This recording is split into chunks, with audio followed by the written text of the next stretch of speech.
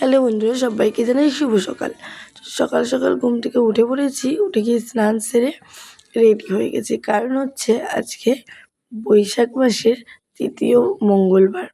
তো যেহেতু মঙ্গলচণ্ডী পুজো আছে, সেই কারণে সকাল সকাল উঠেই আমি স্নান সেরে রেডি হয়ে নিয়েছি। আর একটু নখটা কেমন যেন লাগছিল, তাই একটু নেল পালিশ পরে নিয়েছি। তারপরে কিছু জামাকাপড় কেচেছিলাম, সেইগুলো তুলে নিলাম। আর কিছুটা ভেজা ছিল, তাই মেলে দিলাম। তারপরে রেডি হয়ে চলে যাব মাদের বাড়ি। একবারে সন্ধ্যাবেলা বাড়ি আসবো। তো এটা ভেবেই রেডি হয়ে গিয়েছিলাম, কিন্তু সন্ধ্যাবেলা আর বাড়ি আসা হয়নি। কারণ ওখান থেকে চলে গেছিলাম বান্ধবীর বার্থডেতে, তারপরে চলে এসেছিলাম বাড়ি।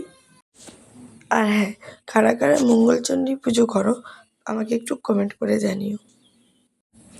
এই পুজোটা করা খুব ভালো। আর একটু তাড়াতাড়ি করছি, কারণ হচ্ছে এখান থেকে বাড়ি যাব, বাড়ি গিয়ে পুজো করব। পুজো করে মা একটু কাজল দিঘিতে পুজো দিবে, সেই জন্য আবার কাজল দিঘি যেতে হবে, তাই জন্য একটু তাড়াতাড়ি করছি।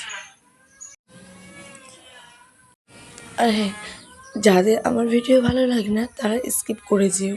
কাউকে আমি জোর করে বলবো না যে আমার ভিডিও দেখো। তারপরে তো আমি চলে এসেছি মাদের বাড়ি। আর মাদের বাড়ি এসে একটু ফল বানিয়ে নিচ্ছি, কারণ পুজোয় বসবো। সব রেডি করাই আছে। তো সব কিছু মা রেডি করে নিয়েছিল, আর আমি এখান থেকে গিয়ে শুধু ফল বানিয়ে পুজোয় বসে গেছিলাম। তারপরে এদিকে দেখো শসাটা কাটতে ভুলে গেছিলাম, তো একটু শসাটা কেটে নিচ্ছি। আর আমাদের পুজো কমপ্লিট হয়ে আমরা বেরিয়ে পড়লাম কাজল দিঘি। আর রৌদ্র প্রচণ্ড উঠেছিল, আর হাঁটতে হাঁটতে কী বলবো, পা ব্যথা হয়ে গেছিলো।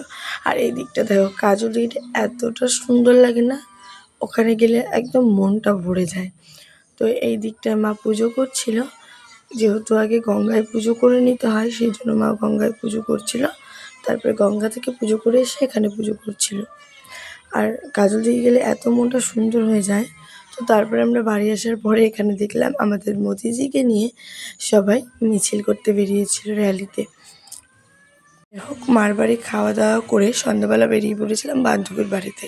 আর ওখানে গিয়ে দেখছি বন্ধু করছে রান্না। তো আমি একটু ভিডিও স্কিপ নিয়ে নিলাম। আর তারপরে এখানে এখন কেক কাটার পালা।